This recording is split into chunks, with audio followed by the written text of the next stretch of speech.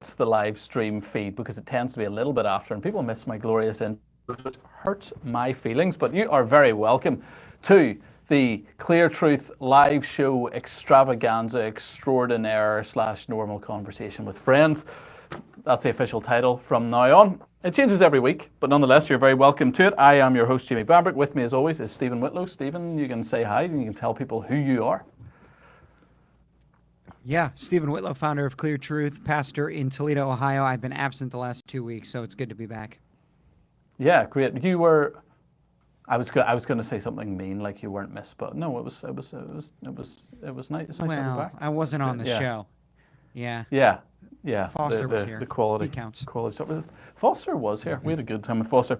Joining us is another Michael, not named Foster, Michael Clary, who is many things: pastor, author, host of the Plain Speech podcast, father, 4 kids, lives in Cincinnati. Apparently everybody lives in Ohio these days, which is great. You're very welcome. Anything I missed there, Michael? How are you doing? I'm doing great. I'm doing fantastic. Happy to be here. Fantastic. Wonderful.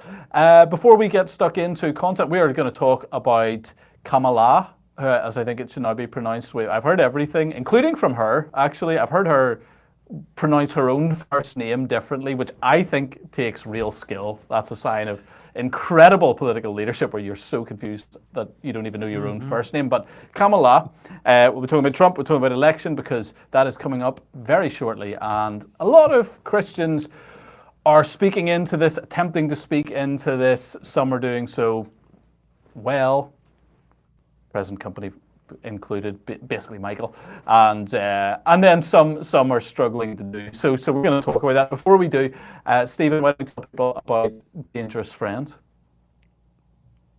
Yeah, the Dangerous Friends Conference is in March 13th through 14th. This will be our second annual Clear Truth Conference, again, titled Dangerous Friends. We've got a great lineup. This is shaping up to be top notch. So Jamie will be there, myself, of course. So we'll start with the bottom, but then it gets better from there. Michael Foster, Seth Gruber, Steve Dace, Rosaria Butterfield, just confirmed, and then Kelvin Robinson. And we've got 1 spot left. And so we'll see who fills the last spot. I got a couple names, a couple requests out there. We'll see who takes the last spot. But join us. You can cleartruthmedia.com, go to the events page, click that. It'll take you. Right now we have less than 100 tickets for sale at the lowest price you can get it. After that, the price will go up a little bit. So get on today and come and join us in beautiful Toledo, Ohio. Listen, there's nothing more beautiful than Toledo in March. That's what everybody says. Just gorgeous. Yeah. Absolutely, everybody says that. The great sort of mountain ranges of northern Ohio. Yes. Is that what people come for? Yeah, the skiing. The mountains shine particularly beautifully in March. Yeah, the Grander Canyon. I think that's out there as well, isn't it? Yeah, lots of good things out that way. Very good, yes, and that's going to be exciting. People can also sign up for cleartruthmedia.com. They can go premium with us if they like what we're doing and want to support our work, and we would appreciate that. Right, okay, so who's voting for Kamala? I'm assuming both of you guys. We're going to have a nice conversation about why Trump is evil and Kamala's great. Is that the plan? You guys doing that? Yeah, actually, that's the other that's the other rally. That's the new evangelical Christian media company. Yeah. TGC called. They want you to come on over, Jamie. Yeah, heavy on the new, not so heavy on the evangelicals bit of that. Yeah, appreciate that. Wonderful. Well, people are speaking to this. Let's start off. It's nice to sometimes interact with what people are actually saying from a different perspective. I think those that know us know roughly where we're going to come from on this, which is, we can unpack it at much greater length, but fundamentally we're Christian. We're voting through that lens. We're voting as a result of being Christians. I think we view things as conservatives, socially and fiscally to a great extent as well. Clary's gone so far with the fiscal conservatism. He's wearing a Thomas Sowell T-shirt, which I like very much. But so obviously that means that I suppose we're an organization that's happy to say that and be clear about that and not try and sit on the fence and play both sides. But a lot of Christians are doing that. So there's a clip here Jordan's going to bring up for us of Derwin Gray, isn't it? Who is a well-known pastor, and he was talking about this issue, as many are at this time of year, if we can rule whatever he said, and then we can respond to that. And I'm just going to keep talking as though I haven't finished the sentence until I see that appear on the screen. There we go. Wonderful. I can shut up. When we're not loving people, we feel this insensate desire to be pulled to the left or to the right versus going, wow, let's take a step back. And let's think about being wonderfully and fearfully made. But let's also think about, why is it in Europe, if you have a baby, you get 9 months off? What would happen if new parents had free health care? What would happen if they had insurance? What if we did some other things, as well as say, life in the womb is sacred? Why do we have to go bonkers with it? Because there's people in power who want to divide us, not to actually think and to love and to have real solutions. When we're not loving people. There we go. So, Okay. Guys, talk about that. Let us. So that is a common sentiment, right? We're not left, not right. Pro-life isn't the only thing. Has it got a point? Is there truth? And why do you think a lot of pastors echo those kind of talking points at this time of year? Clary, we can go to you first if you like. I think a lot of pastors do this because they have Democrats and Republicans in their churches, and they know that they don't want to upset a significant constituency, and so my take is that at least in a lot of these situations, the primary driver is to keep their church members happy, and the way that you do that is you don't speak clearly on the actual ethical, moral, theological issues at stake in any given election. And the devil's trick is to put more and more issues in the that's political bucket, politicize everything. And whenever churches have a pre-commitment to not being divided over politics, then there's an ever-growing list of things that churches have already chosen to not speak about. And so if murdering babies becomes a political issue, well, then we can't touch it. We're not going to talk about it. We're going to find ways to kind of both sides that issue. If transing kids is a political issue, then we're going to find a way to not make it a divisive thing, because there's a political politics at stake with Democrats and Republicans in the church. So I think there's some cynical desire to keep people from leaving the church by pandering to both sides and giving them this third way escape hatch. Yeah, Stephen, what do you think? I mean, obviously there is that. You hear a lot of it of not left, not right. We're not the donkey. We're not the elephant. We're the lamb, or whatever it might be. Why do people try and do that? And again, is there any point in that? Is there any truth, and how is that then being twisted, or if there is within it? So I think, Michael, his answer is absolutely correct, that people want to do it because they don't want to split their congregations. They've got Democrats in their seats, and they want to make sure that they don't lose them, alienate them, take them. But I think we have to ask, why do they think that way? So let's take a step back. I would say they think that way because they've been trained that way.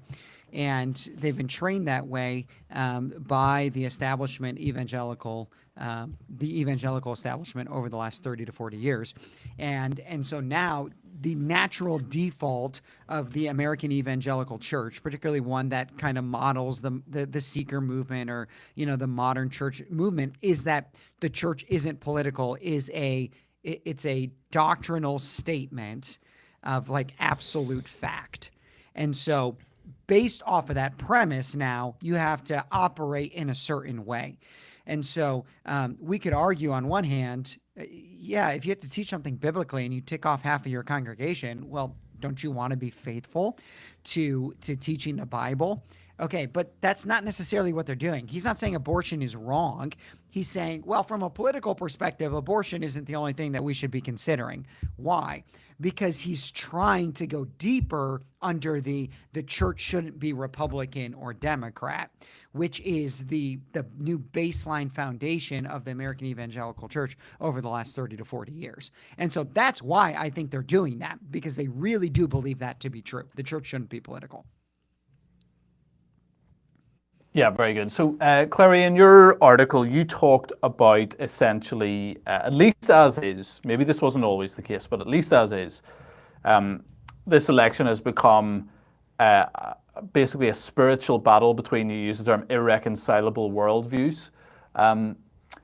So how are those irreconcilable, right? Because I think the thinking behind a lot of this is we can bridge a gap here. And you're saying, if you're saying they're irreconcilable, you're saying, actually, no, we can't. I think that's what you're saying anyway. So lay out just a couple of the fundamentals of where you see them being particularly, like, these are points at which there is no compromise and no reconciliation, why the message can't just be unity no matter who you vote for.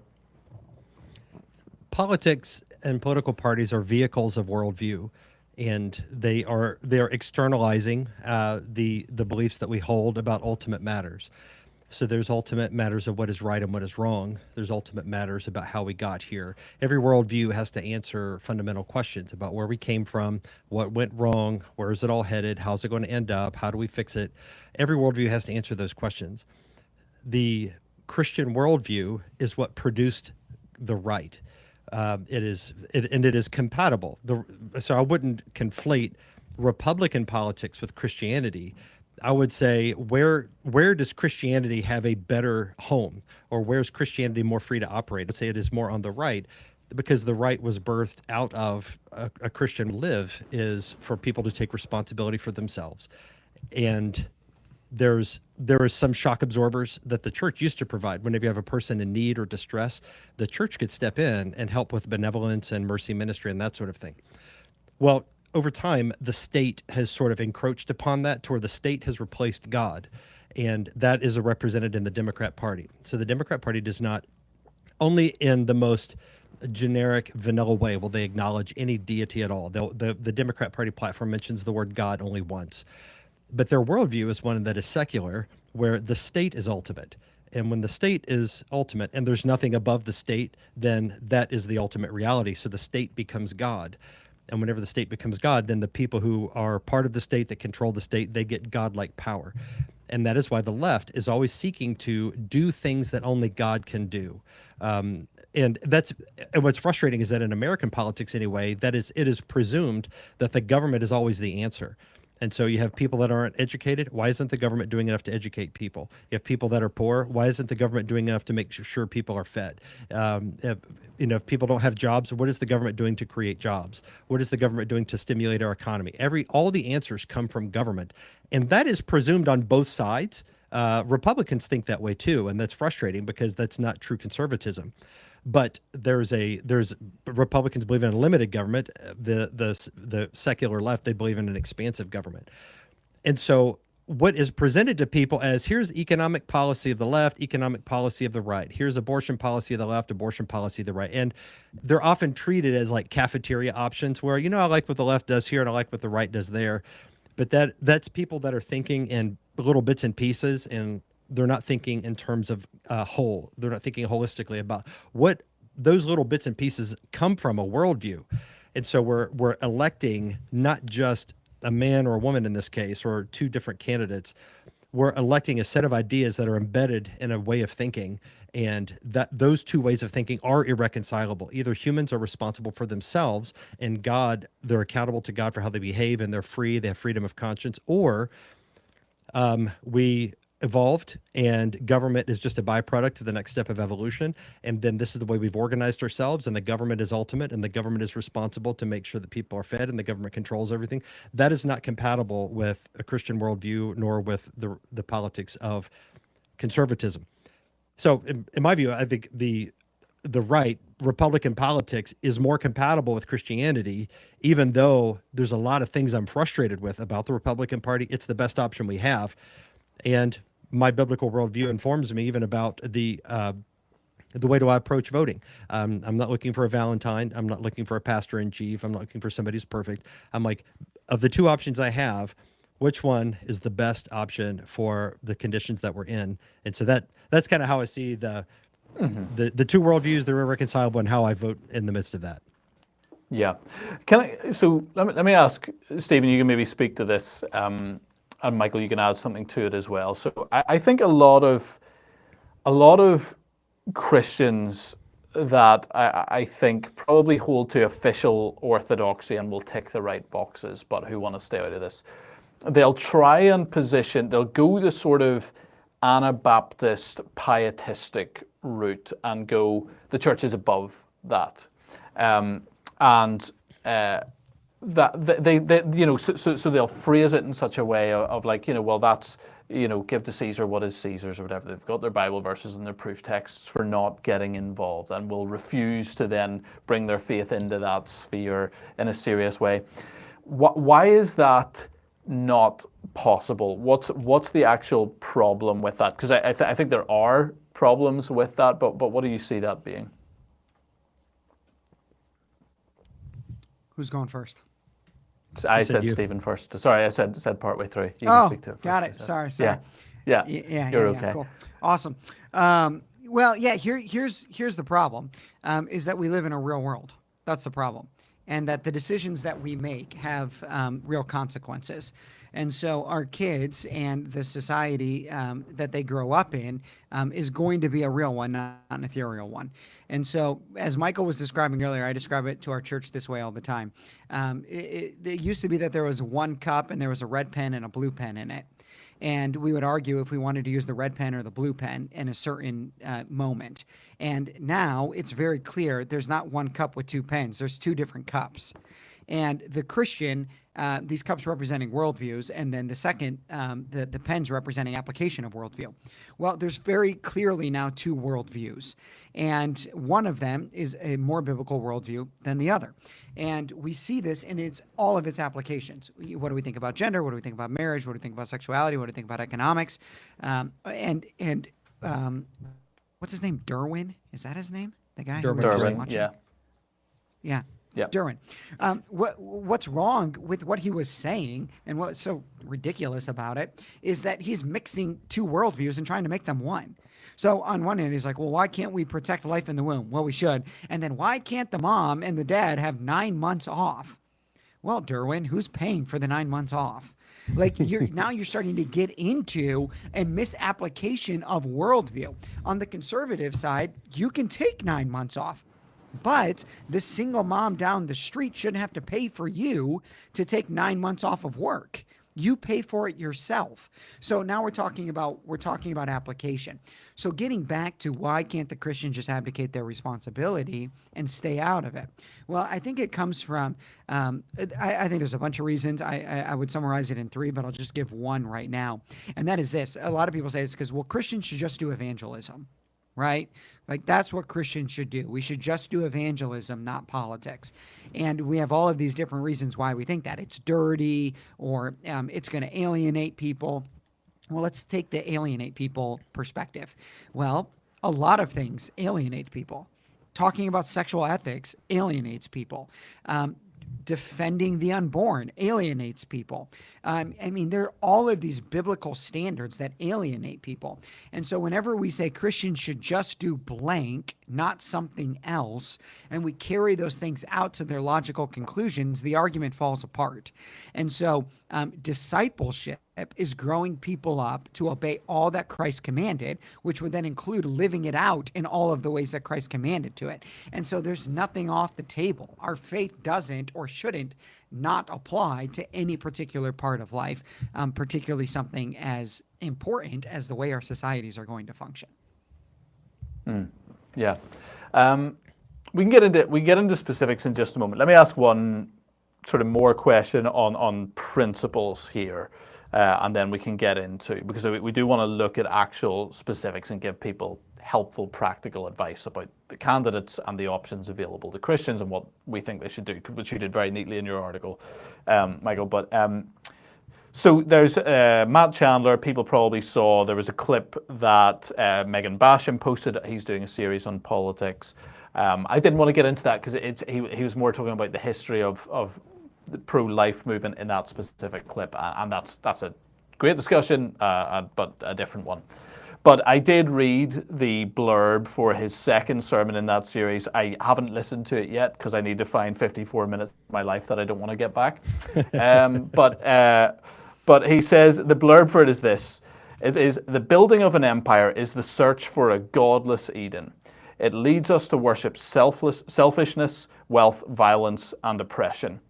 That is a common pushback to Christians that are politically engaged. It's like you're trying to establish heaven on earth without God. You're using the wrong means for this end. Are these means we can actually use? Is this an area of life that we can get involved in without it descending into that? Is that a valid criticism, or what's wrong with that? Hold on. Is he trying to destroy the entire liberal position with that statement? Because that's what he's doing. The entire liberal position is that we can create a society apart from God. As a conservative, I don't agree with that. I agree with him. That's why I want a government that stands upon God. So, I mean, I think he's trying to be really cute and, TGC nuanced, but he's actually saying something that has validity. But I don't want a government or a society that's void of God. That's why I'm a Republican. Clary, am I missing something? What do you think? So many thoughts. It's naive and unrealistic. It's a denial of the fact that we live in real world. We live in space and time. And so this pietistic third way thinking, it's a luxury belief. And when I say luxury belief, if you can imagine kids in the car driving to vacation, you've got dad is at the driver's seat. So he's taking responsibility. He's the one that is keeping you on the road, making sure there's gas in the car, making sure you're going the right path. And because dad's driving the car, the kids are free to play in the back seat, and they can take a nap and they can play around and do whatever. That is what the Democrat Party is like. Somebody has to run the country. Somebody has to take responsibility. And so this pietistic idea that it's like, well, it's neither left nor right. The kingdom of God is not about this politics stuff. That is like acting like a child in the back seat. This is somebody else will drive the car. Somebody else will run the country. Somebody else will run the economy. Somebody else will make the tough decisions. Somebody else will defend our nation. And we're just going to be here and we're going to pontificate about how Jesus is neither left nor right. What that does is that says we feel superior morally for staying disinterested and uninvolved. And that is the opposite of what Jesus calls us to do. If you get the garden wrong, you get the creation mandate wrong. You get the idea that our calling as human beings, fundamental to what it means to bear God's image, is to take dominion and to assert the rule of God and the authority of God in every place. It was broken at the fall. It was restored in Jesus Christ. The Great Commission renewed it, and Jesus said, make disciples of all nations. Game on. It's back to where we started. It is our place to assert the rule of Christ. And that means we have to use whatever means are at our disposal. And the means that God has appointed is through human governments. Jesus does not come and literally sit on a throne and govern in our place. Jesus fills his people with his spirit and gives us his word and says, you go and act like Christ wherever you are. And that means establish government, establish justice and righteousness, proclaim the gospel, preach uphold the law, promote the good, punish evil, Christianize the world. And if we don't do it, then we're basically saying, okay, we'll have our little church, and then the pagans and the perverts and the weirdos, they're going to be the ones running the country. And we're just going to be over here feeling holier than thou, disinterested and unengaged. And that's how we lose. And that's how the world falls apart. And that's what's happening. And so Matt Chandler he's teaching a luxury theology, and we can't afford it anymore because somebody has got to rule this country, run the country.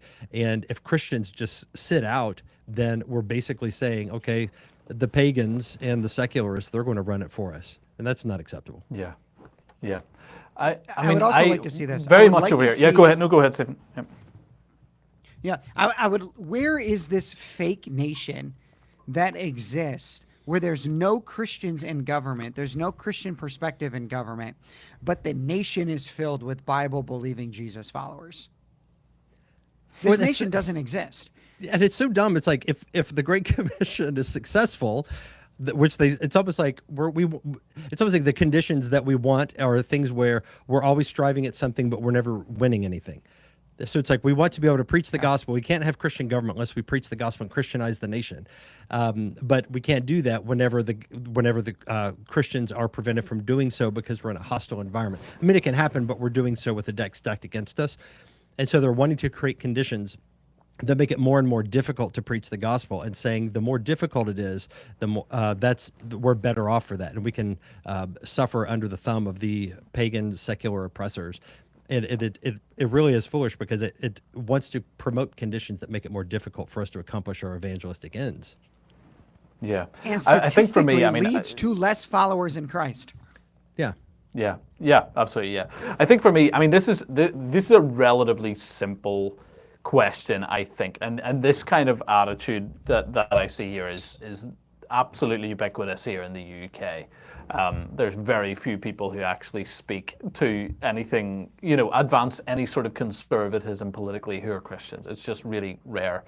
But for me, what I think is a helpful avenue into this is go, right, well, does Jesus have commands for leaders to follow? Which I think is pretty self-evident that he does. Like, when Herod beheads John the Baptist, does God approve or does he disapprove of that? Right? Well, if he disapproves of that, he does also disapprove of you doing that to a child in the womb. He has, and the commands go on from there. There's plenty of commands that Jesus has for leaders to follow in their role as leaders, not just as individual disciples, in their leadership. And to me, it's like, well, Christians are very afraid of advocating for policies that they endorse because they don't want to be seen as trying to domineer. But it's not actually that. This is not about us having our way. This is about Christ's rule being advocated for in the political sphere. It's not us going, oh yeah, we got together as the church and we decided that we care about these things. It's no, we look to Scripture. God wants leaders to do these things, and we're going to make the case for them in that sphere as well. And you have an opportunity to do that when you're voting, and it seems absurd. It is absurd not to. That it really is. Not a good strategy. Okay, let's chat about our favorite African American Indian presidential candidate who, having been vice president for the past 3.5 years, is demanding change, but that change would still be her, that she would be the change that she has not been thus far, which is really incredible. She's done a great job of distancing herself from herself, and we appreciate that about her. Let's have a look at a couple of videos. Jordan, if we can play, it doesn't matter what order these are in. There's two videos, one of her visiting a church, one of her at a rally. Let's see Kamala's sort of Christianity on display here, if we can. If we can't, we'll keep talking. Does someone want to sing us? Oh, there we go. I was going to get Clara. You were going to be doing a solo there. This is her in the church, as many have seen. Let's roll that one. We bless you, we bless you, we bless you, we bless you. Come on. Seek it out, seek it. We bless your name, we bless your name. Yeah. Glory and honor. We bless you, we bless glory and honor. Come on, everybody sing all praise. Glory and honor. We give your name praise, all praise. Glory and honor, all praise. We can wrap that up, Jordan. We've got the gist. Yeah, so we got that one. I was just getting into it. I actually was enjoying the song. I'm going to be honest. I was ready to go. But so we've got that one. We can play the other one in a second. Let me ask a question about that. Why do the anti-Christian nationalist people not have a problem with that? Anybody got a good idea? Because they're disingenuous. They're not against Christian nationalism. They're against conservatism. They're fine with Christian nationalism if it's liberal Christian nationalism, because they're about their power and they will use any means, be it Jesus or secular, to accomplish those ends. And when I watched that clip, I was thinking of the quote that a lot of people have been saying, which is, secularism will hollow out your religion and wear it as a skin suit. And that's what that was. You have this godless, secular, just a woman I think is a very wicked woman that supports wicked things, being paraded through a church singing gospel music with all the trappings of Christianity, but it's the black gospel style, which is the target demographic that she's going for, and so it is it is a secular display of secular women, secular policies. Everything about it is secular and godless and wicked, but it is being dressed up with the vestments of Christianity, and it's theater. I mean, it's play acting of religion. It's using religion for a political end. That actually is the kind of Christian nationalism that we should fear, because it is not actually Christian. It's just Christian only in so much as it is useful to our political ends. Yeah. Do you think Yeah. everybody's a Christian nationalist? I think every Christian is a Christian nationalist in terms of they have a theory of how the faith should be applied to the national life. And they don't like a certain packaging and branding of it where it's open and explicitly done with maybe a more biblical worldview. Again, there could be debate as to what exactly that means. But I that's my impression, is everybody wants to see Christianity advanced in the political sphere. Just some are going to look to the Bible for that, and some are going to look to the the zeitgeist or whatever it may be. Sorry, Stephen, I cut you off. You were going to say something there. Well, I don't remember what I was going to say, but I will say this: that I'm sure it was it's good. the old idea that, yeah, probably that. What do you do if you want to start a revolution, or if you want to be a radical? You accuse them of doing exactly what you do, and we see that over and over with the left. The left is not afraid of the church being political; it's afraid of the church being politically conservative, and so it will always call out the political conservatism in the church, and it will always celebrate political liberalism in the church. That's why it's celebrated being, pro-vax. It's why it celebrated BLM. It celebrated shutdowns. I have not yet seen a David French article condemning Kamala Harris for being in a church on last Sunday. And so I'm looking forward to reading it. I'm sure it's going to be great. And I'm sure TGC will write an article about how this is disgusting and they're so sad that the church has been butchered this way. Because if there was any level of integrity in any of these people, they would openly acknowledge it. I also think that this also plays into the left all the time. That and Candace Owens actually points this out best among anyone. Like, how stupid does the left think that black people are? That like they can't see through this kind of thing, that well, it's okay for black Christians to be like this, but not okay for white Christians to be like this. And so that's why when you have people like Ben Carson or John A. or all of these other people that say, no, because they actually fight against the narrative. And so I think all of that is playing into this. It's disgusting. And as conservatives, yes, from a political perspective, it angers us. But as Christians, it should anger us. Like, there should be nothing more angering than watching a woman who wants to kill babies, who wants to suppress true Christian voice and use government power to do it, walk in, be embraced by a church, people who are professing the name of Christ. You're taking the Lord's name in vain here. This should be unbelievably angering. And I think Michael's point is absolutely right on.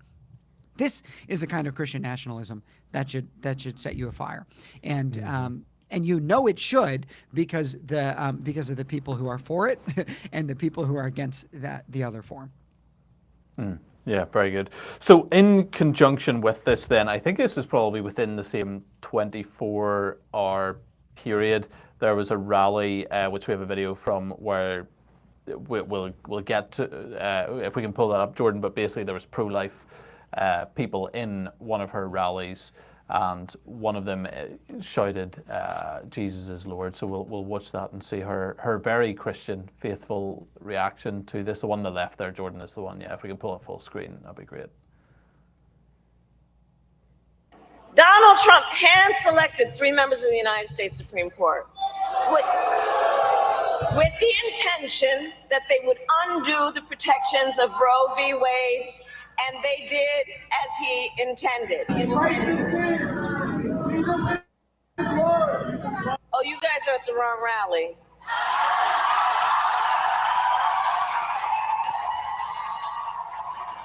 We can cut there. So, Clara, you said the Democratic Party mentions God in their was it their policy or their platform? The once, platform. Platform, yeah.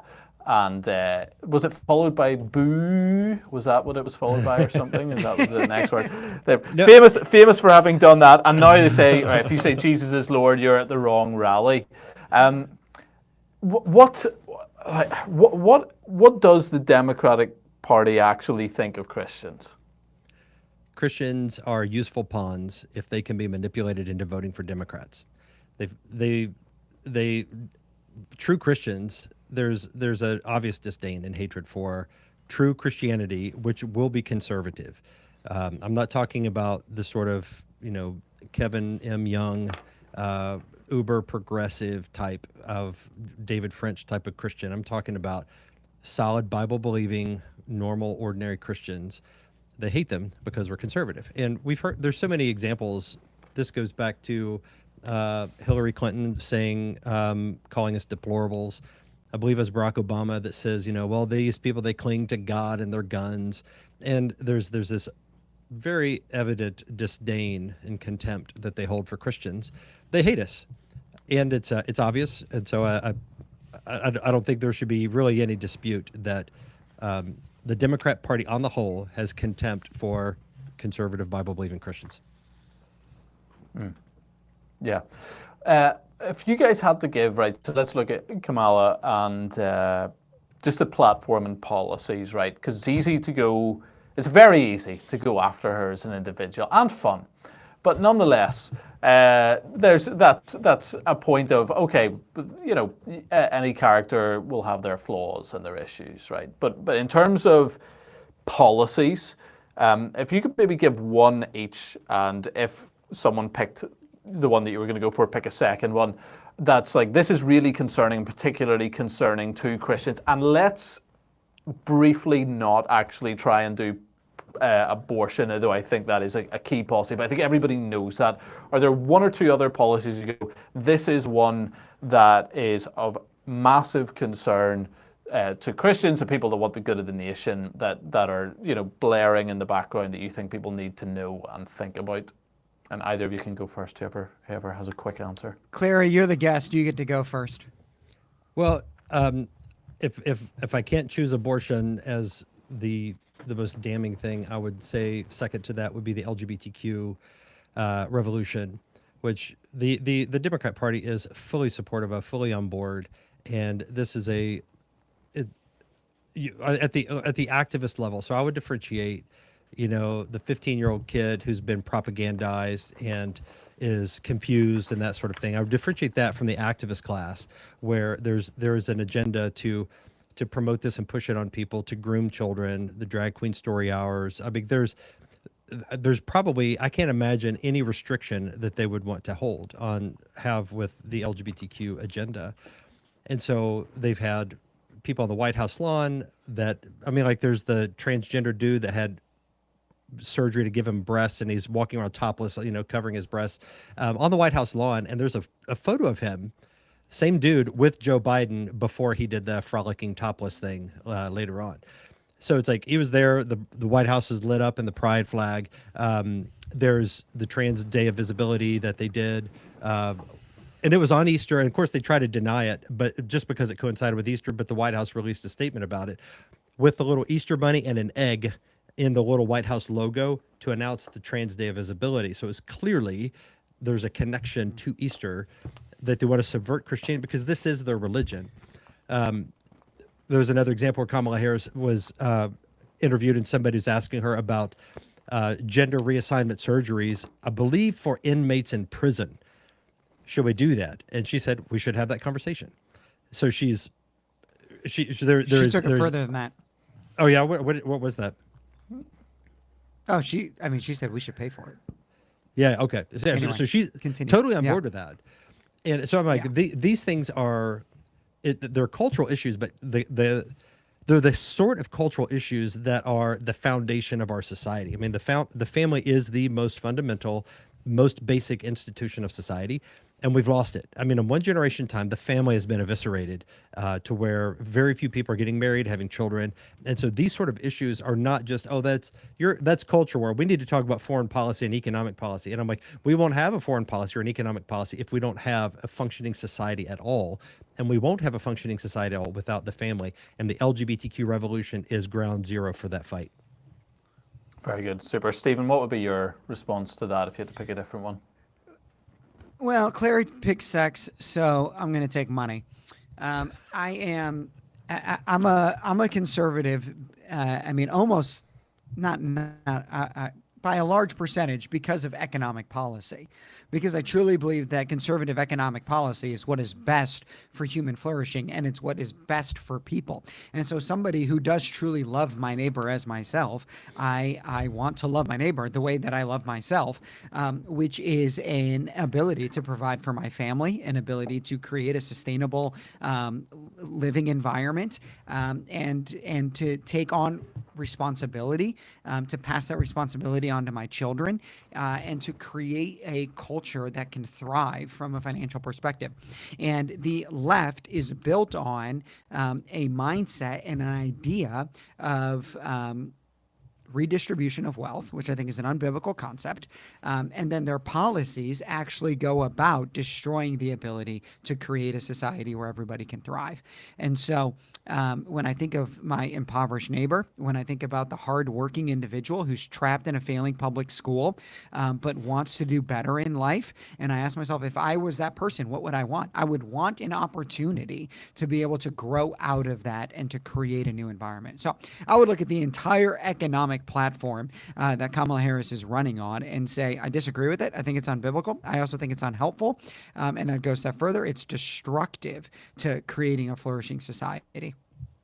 Very good, super. Yeah, as a non-American, the one I would throw in there, just which I'm sure you both would have loved to have brought in, but prioritized other things ever so slightly, but is mass immigration. I think that is when people are saying this is the last election, if Trump doesn't win, there seems to be real truth in that, because these are decided by a few 100,000 votes in a couple of key swing states, and that's what determines most elections. And they brought in 25 million people and are seeking to give them voting rights and bribing them to vote Democrat through government schemes. That's basically it. It's like, we'll give you all the free stuff, you vote for us. And to me, that is there's a word I can't use because there's a capital crime associated with that, and we can't say that online, but it is a word that rhymes with freezing.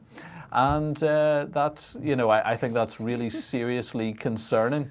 And so I think that's one that we'd all love to mention. Now, we will get on to. We will talk about the abortion side of things, but I want to do that in juxtaposition with where the Republicans are at. So we'll do that in just a second. But we're very thankful once again on this show, despite the fact we're not big enough to have a real sponsor. We are big enough for a fake sponsor, and we are delighted this week to announce that we are being sponsored by the Kamala Harris Accent Modulator. So here we go. This is all very exciting. Are you tired of being the odd one out, struggling to fit into your surroundings? Do you want to blend in effortlessly, no matter where you go? Are you one of the world's least popular politicians, somehow thrust into the presidential race in a palace coup and desperately in need of pandering to voters of different ethnicities? Introducing the Kamala Harris Accent Modulator, the revolutionary device that seamlessly transforms your accent to match any environment. With just the push of the button, you can go from sounding like your hometown to offensively mimicking the local dialect, or whatever you assume that to be based on a quick glance at their skin color. With modes such as California Wine Mom, Big Mama's House, El Presidente Wannabe, the Kamala Harris Accent Modulator will ingratiate you to any audience at any time. And so long as you're not caught on camera, no one can tell the difference. Just listen to this glowing review by Jamarcus Jackson from downtown Detroit. Hi, Governor. I was on me way to merry old England. London town, everyone's been so darling. Now I have the Kamala Harris Accent Modulator. Thanks, Kamala. Or how about this from Reginald Baskerville III? I went to order some curry and some papadums and switched on the accent modulator. But they beat me viciously and now it's stuck. It has ruined my life. We're very sorry to hear that, Blake. That is a possibility. It hopefully won't happen to you. And if you order in the next 24 hours, we will also throw in the Tim Waltz wave machine for free. What does that do? Well, anytime you enter a room, you can go like this. And no one will think you're weird. Order the Kamala Harris accent modulator and destroy your credibility today. You're welcome. Speaking of destroyed credibility. Oh, Jamie, what have you done to yourself? I think those were flawless. Well written. I think that actually should be an article. We should start a Clear Truth fake sponsor article. That was unbelievably well done. Yeah, I think it's fine if it's. I haven't crossed any lines there. I'm pretty sure. No. Never. Yeah. No. Great. Wow. Super. Okay, so that guy from Detroit. I mean, that was just what he had to say was so surprising. Profound. Yeah, I didn't expect someone from Detroit to sound totally as caught me off guard. English It works. It works really well. Yeah. It really does. It really does.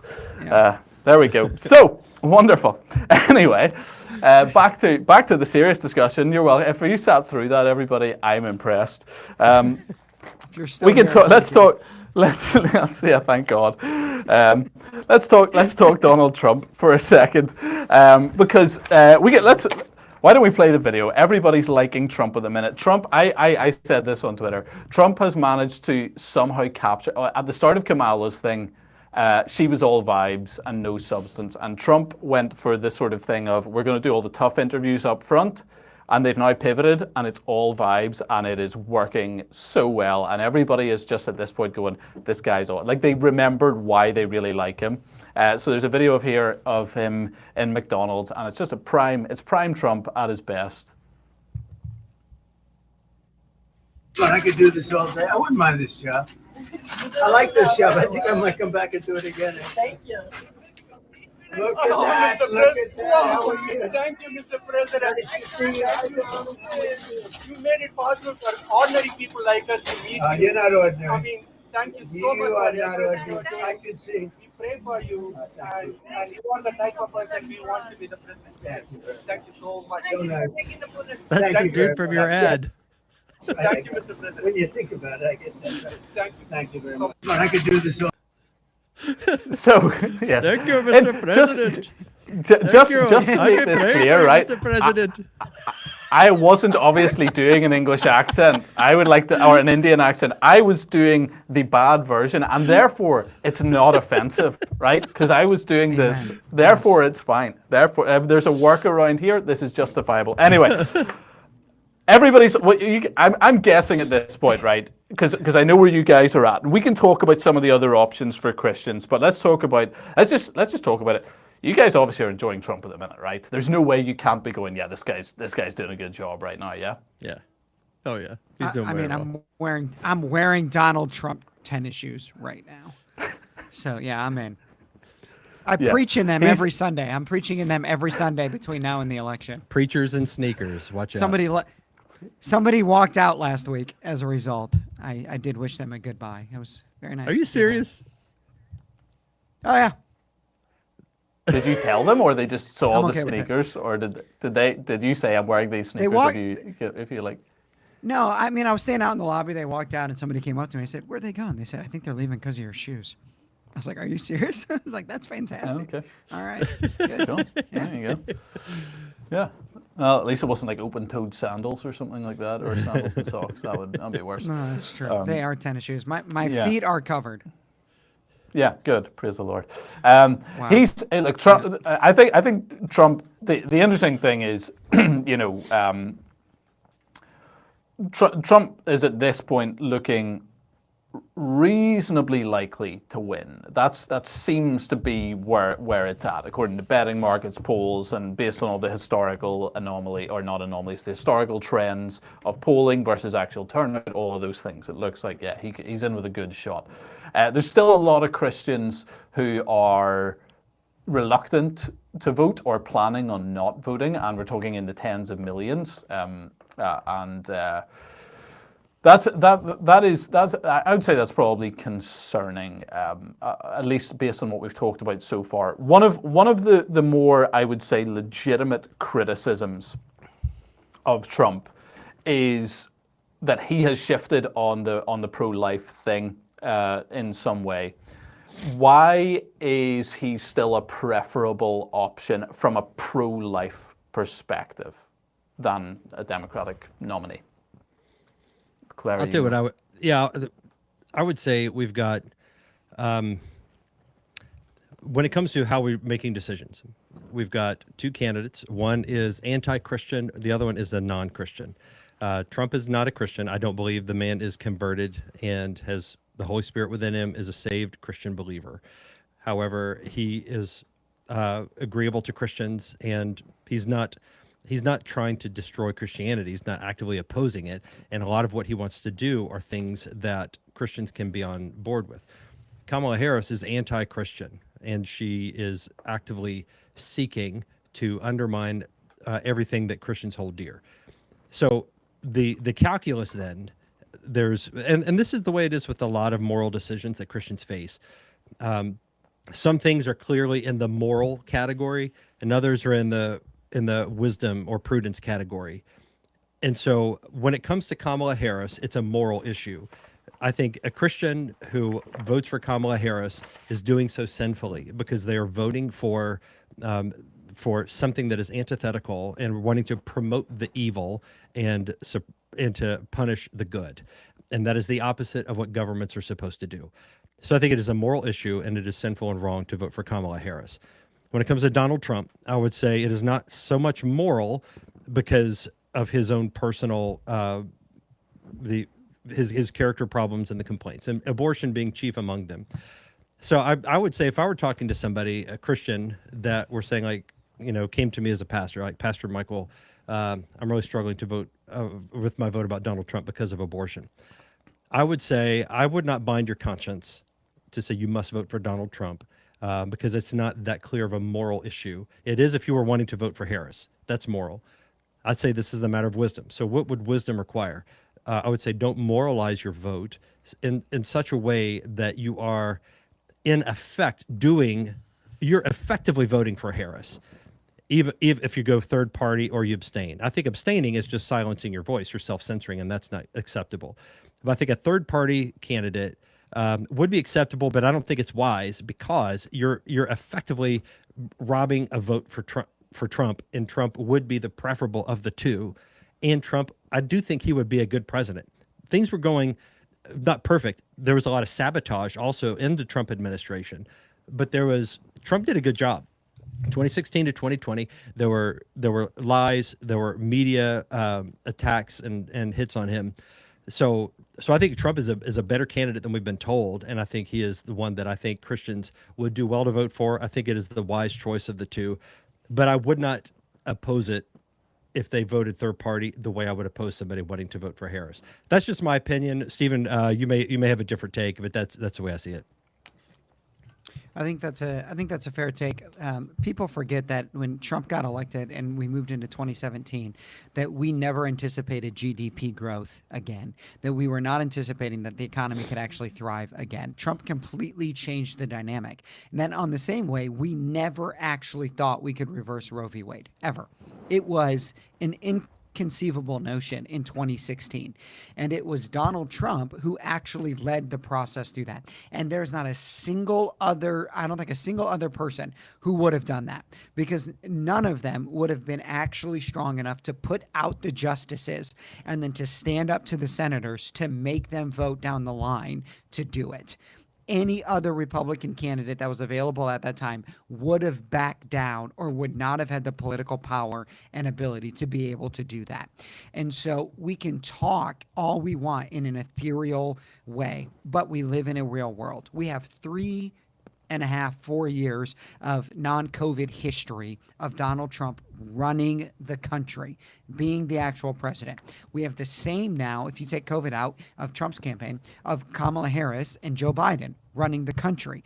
It's a very clear contrast.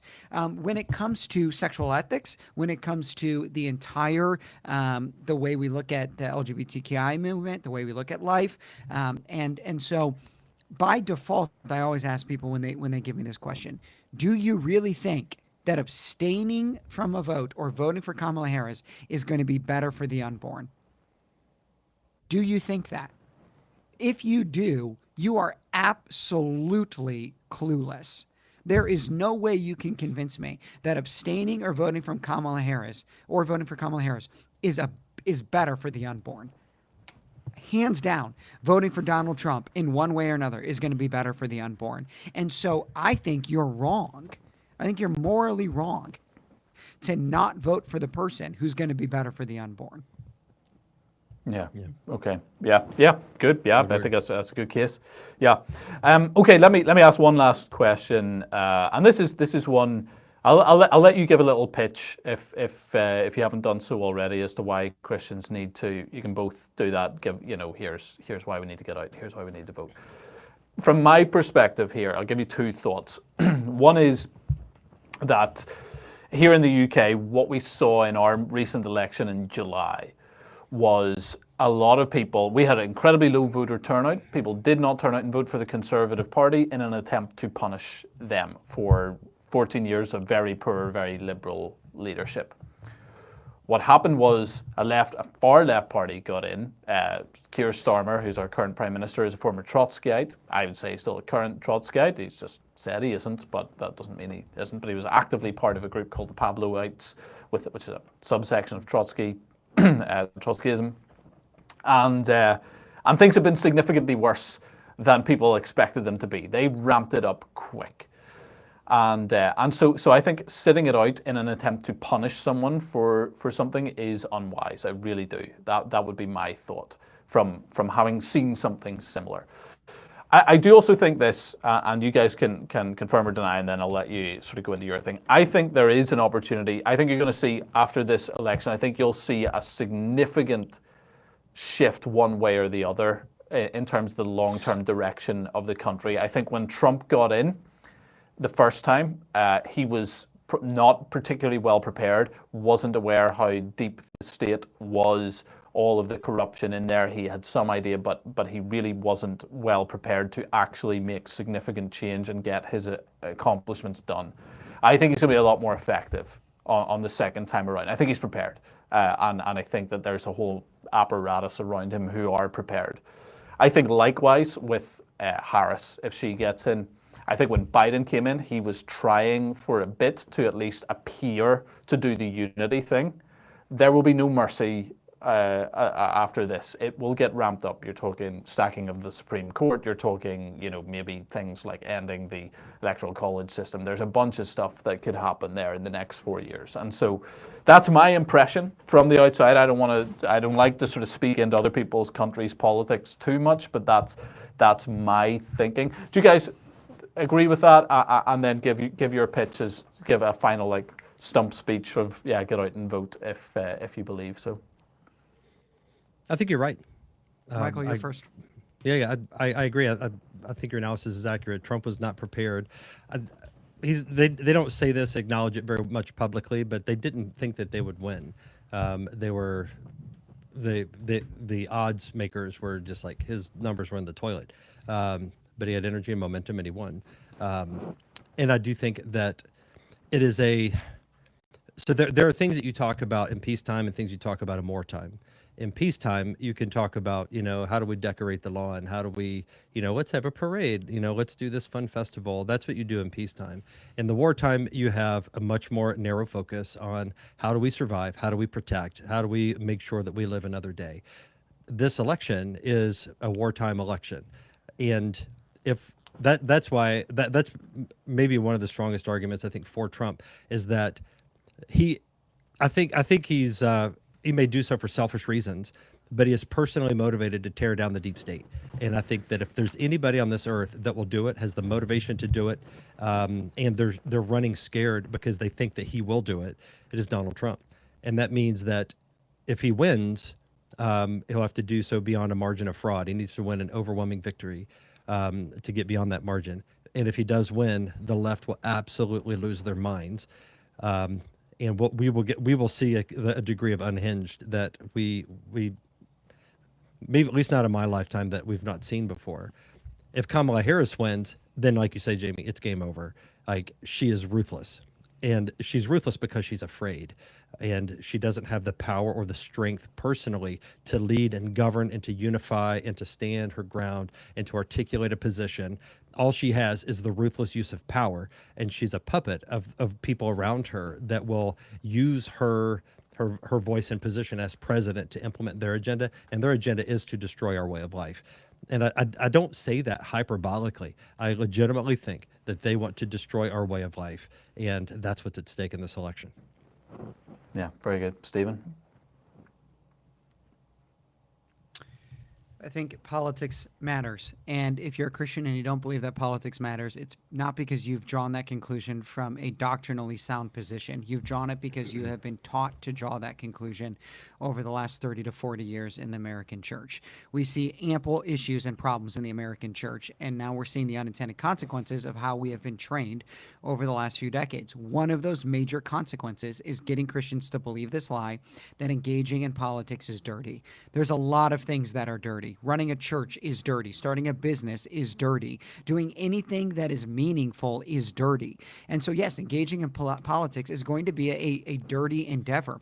But politics matter. It's politics that people are paying more for their groceries right now. It's politics that Lincoln Riley and others are dead. It's politics that cities are being overrun. It's politics that men are changing in women's locker rooms. I mean, all of these things are a direct result of politics. And on the other side, it's politics when something like issue 3 is hopefully stopped in Florida and protects life. And it's politics that got Roe v. Wade overturned. And it's politics that makes living in a good, safe country more affordable. It's politics that allows the church in America to gather freely and proclaim the gospel. And so politics does good and politics does bad. What politics doesn't do is neutral. And so, Christian, you don't get to be neutral. You're either going to be on a side that is creating a culture and an environment that more reflects the standards of Scripture, or creating one that destroys the standards of Scripture. And I don't know why a follower of Christ wouldn't want to be on a side that is more for creating a culture and a society that upholds the value of the Word of God. And all you have to do is vote. You literally just have to go and vote. That's it. Paul said, for me to live right is Christ, and to die is gain. For us, literally all you have to do is go vote. Like in our country, still no one's going to go kill you. And you help create an environment where the gospel has proven to flourish more. If you don't believe that, look at China, look at North Korea. And then look at what the gospel does here. Look at the missionaries that we send out to the world. Go vote. Yeah. Quick, super one-word answer each. Do you think he needs to win the popular vote in order to actually, for this to be confirmed? Do you think for it to be too big to rig? No, he doesn't need the popular vote, but it needs to be significant margin of victory in the electoral college. If the left were to try to supersede the electoral college, there would be a war.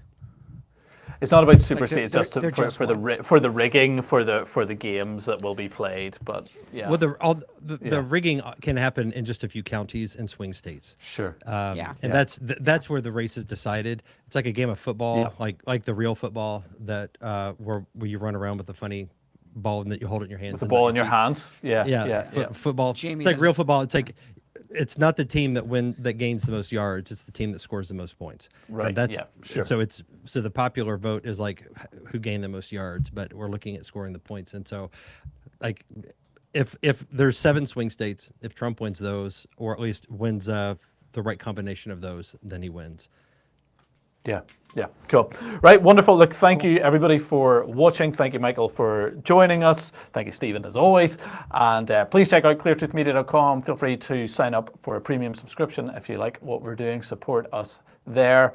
And I can't go out and vote, so pretty much everybody watching this, if you're American, you're morally obliged to. At this point, I commission you to go and do so. Have a great evening, everybody. God bless. Amen.